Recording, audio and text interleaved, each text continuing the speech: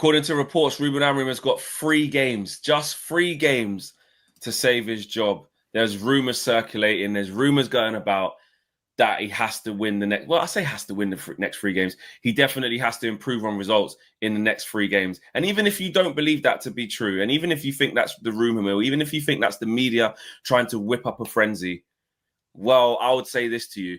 I dare Ruben Amorim to get bad results in the next 3 games and see what happens then. Because what we can all agree on, whether we think it's hated, adored, never ignored, and people are just out to get us, you cannot keep losing football matches. You cannot keep having poor results. And if this continues, as we've also read in different reports this week, that Sir Jim Ratcliffe thinks this is a team that can get Champions League football or European football. So the more games you lose, the further away you get away from that objective, which is only going to leave us with one choice.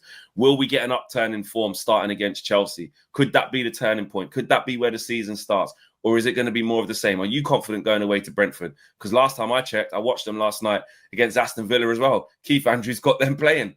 Everyone thought they would be in trouble. And Sunderland, they're a decent side as well. So you know where this is going in the next 3 games if we don't get positive results. Let me know in the comments what you guys are saying.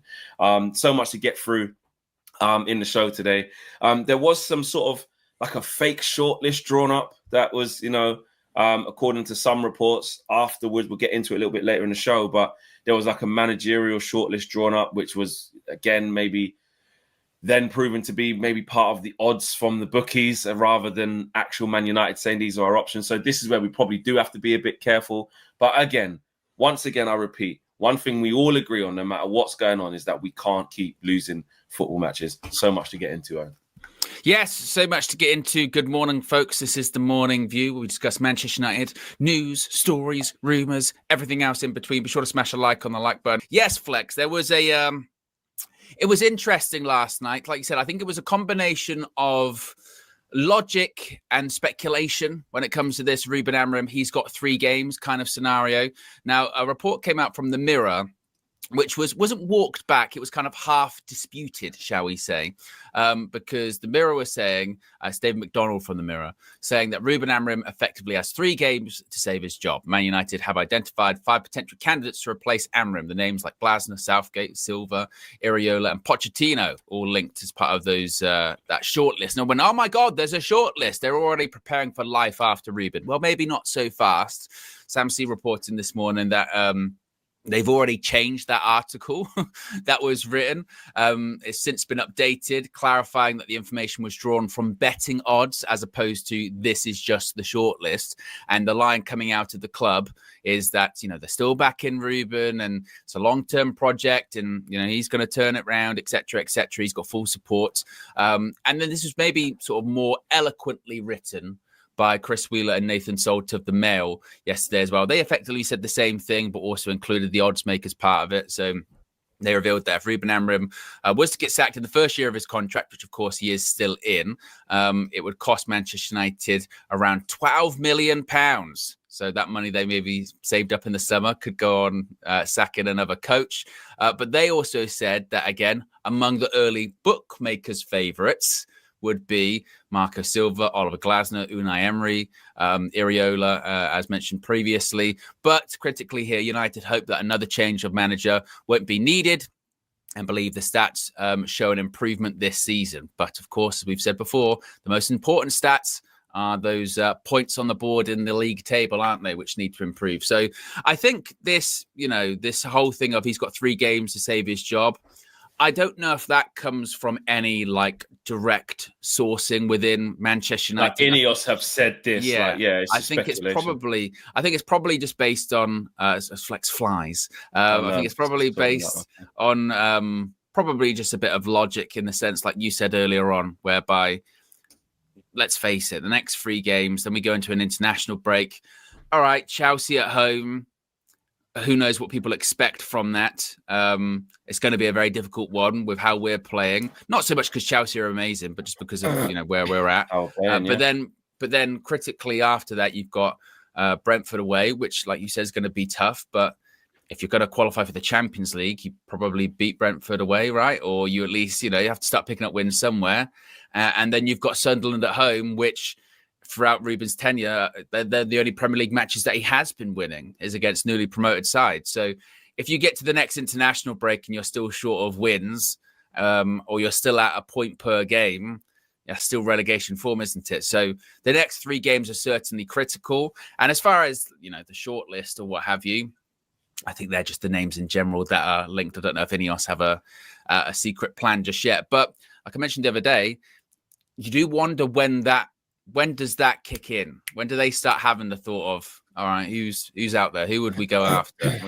Because that doesn't just happen overnight, does it? No, it doesn't. And it's usually a lot of planning of sort of having backups if you're well organized. If you're sensing that something's wrong, you start drawing up things before that. And I think this is exactly that. I don't think this is a line for Minios. I don't think Ruben Amorim's been told, you lose against Chelsea, you're out. If you get 3-0 against Chelsea, you're done. I don't think it's like, if you don't get any wins in the next 3, you're gone. I don't think the line is that strong. I think the line is as simple as, we have to remember that they all have this strong working relationship where the communication is high. He says it all the time. They say it all the time. If we take away the results and the negativity and how angry we are, just as a structural thing, they have conversations all the time, every day, see each other in the training ground. Tell you what, let's schedule in a Teams call, Zoom call. Right, we'll go for coffee. Like, they talk, right? They're all in this thing together. So what would have been said, surely, which is just, again, a safe assumption, need to improve, need to get wins soon, rather than if you don't beat this team and that team, you're gone. But the problem is when you have results as bad as what we've been having, people can hypothesize to a degree that isn't too hard to believe. So when we saw that come out, before we found out it was a bit of a fake shortlist, which we'll talk about a little bit later, you can believe it. You can believe it. You go, yeah, that makes sense. You've got to look at them 5, don't know what Southgate's doing on there, but you start to, as a fan, it's less of like they're out to get us, the smear campaign, they just don't want to see us do well. That's one thing that I have seen go away. Because, again, you can't argue with what we're seeing in front of us with the results and the performances. Normally, actually, even before Ruben came in, when we're in our positive train and we want to back our manager, which we absolutely should do every time we get a new manager, by the way. They deserve your backing then. They deserve your support then until they sort of show you, then you see how it goes. But I remember saying with Ruben and everyone else, I'm not trying to take myself out of this, acting like I'm some oracle. I was like, and guys, when the reports start coming saying it's getting difficult and, just stay strong. Don't listen to the media. Don't listen to the pundits when they start saying this, that, and the other. But nobody foresaw this. And for me, everything is fair game. Sometimes people don't like the messenger. So say it's someone like, Jamie O'Hara on Sky, and he's giving it a bit, because you know how he is. Mate, they're awful, mate. They're awful. Some people don't like the delivery of that. Or if Gabby's on there and he's just saying, just getting the green and gold scarves out, just blaming the Glazers all the time. We get annoyed at those types of things because the messenger is like trying to wind us up and it works. Strip that, if it's Simon Jordan using posh and fancy words and you go, oh, whatever, man. No. Like when you strip it all down, it doesn't matter who the messenger is, make your own decision. It's hard, almost impossible. It's impossible, I think, to defend what we're seeing. So when we're seeing different news stuff, it's very difficult now to go, propaganda. I tell you what, Luckhurst just doesn't like us anyway. No. Well, do that. No, it's funny. Giles says it here. I got my morning coffee, enjoy my time at work. Baffled by what I'm hearing by most channels. But hey, we fans have no patience. We want everything now. If we don't, we cry foul. And the thing is, I'd be with you if you could say that, our goals this season are overinflated, but we've also got the minority owner coming out and going, we should be qualifying for the Champions League this season. Qualifying for the Champions League this season, after you finish 15th in your worst Premier League season ever, and then having the worst start to a Premier League season you've ever had, that's not Champions League qualification form, is it? And that's not even like, can't even say, fans, they want everything now. One of the owners is going, I want more than winning one game a month. Like we have to, this with the money that we've put in here, this has to be more than winning one game a month. Or is it like 8 games he's won in the Premier League. Yeah. You know, that's not Champions League form. So this isn't even, I think anyway, on like, fans are expecting Manchester United to win the Premier League. And now again. because they've lost to Manchester City, now they want to get rid of a manager because he's only lost 1 game. It's not that. Like, this is when you go back to the people that will say, you don't have the stomach for a rebuild. I think most fans actually do. What they don't have the stomach for is relegation form because it's not necessary. It's not necessary. Yeah. You look at they're trying to say you need to get this bad. You need to get this bad before you get good. To get better. Yeah, no, you don't. You don't have to. You don't have to get relegated. You don't have to be like 15th or 14th or winning 1 game a month to be getting better. You know, and I know that progress isn't always linear. You're not always constantly improving, but if we were like 8th or something like that, or we were 10th, then it'd be a bit like, well, it's still not amazing, but it's getting better. It's not getting better. And again, like, it's getting worse, or if not just completely stagnant, exactly the same. So for the whole, that's not, you don't have the stomach for a rebuild, or you've got short patience. I think, like you've said before, Flex, I think Man United fans have actually, this time around with Ruben Amorim, probably showed more patience than we have even before, because for 9 months, we've basically put up with losing every week, near enough every week, or not winning every week. And a lot of other fan bases and a lot of other clubs wouldn't put up with that because it's not acceptable. Like, it's really not acceptable. And I think actually the Man United fans throughout this, closing on, was it like 10 months now? Getting closer to a year when he got appointed, end of October, beginning of November, they've been actually very patient the last 12 months of, we wrote off last season, it's going to get better, and it hasn't, and there's still this, no, it'll get better. Why? Well, faith.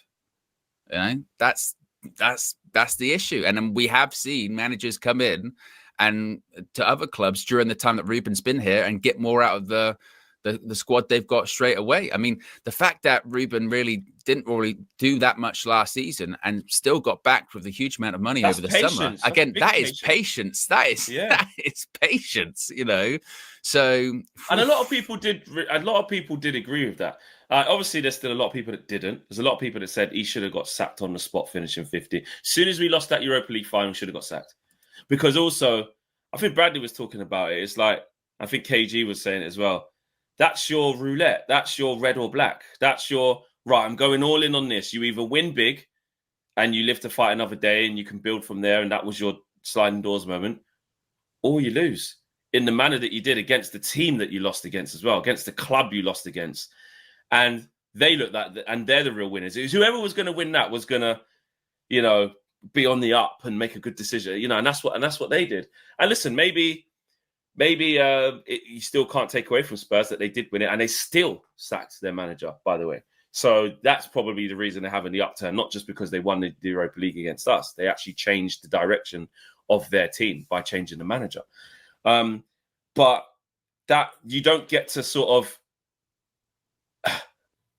get the free pass in the run into that Europa League final, because that's what we started doing. We all started going, well, mate, we got Brentford away today. What does it mean? Well, we lost 4-3 in the end. But it was like, so we got Sociedad on Thursday. That's all that matters. Well, we got bloody Wolves at home, I think, when we lost 1-0, remember? And we went, well, don't matter. It's embarrassing. West Ham came there, 2-0 loss. And we went, we started just becoming so numb to the losses and going all the way down to 15th, because we were like, listen, mate, as long as we beat Lyon, don't care. As long as we beat Sociedad, don't care. As long as we beat, was it Rangers or whatever it was? I can't remember all the different games, but those two definitely. As long as we beat them teams, don't care. You know what I mean? And you don't get to do that and get to the final thing and lose it in that manner. You know what I mean? And then, 50-50, maybe 60-40, I don't know, maybe 70-30 in favour of the manager going, look, okay, he needs his players. He hasn't bought anyone yet. To get these, you still got Garnacho, you still got Rashford. Like, it's all a mess. James Sancho, what's going? Like, get it all out, get it all done. Give him some time, and you do that, and you make your worst start to a Premier League season since World War II. So you add in Grimsby, because again, it's been 5 games. If people say it's only in the league, you've only lost 2. We've lost 2, and that's against City. Worst start to a Premier League season since the first Premier League season. He's got the worst win percentage since World War II.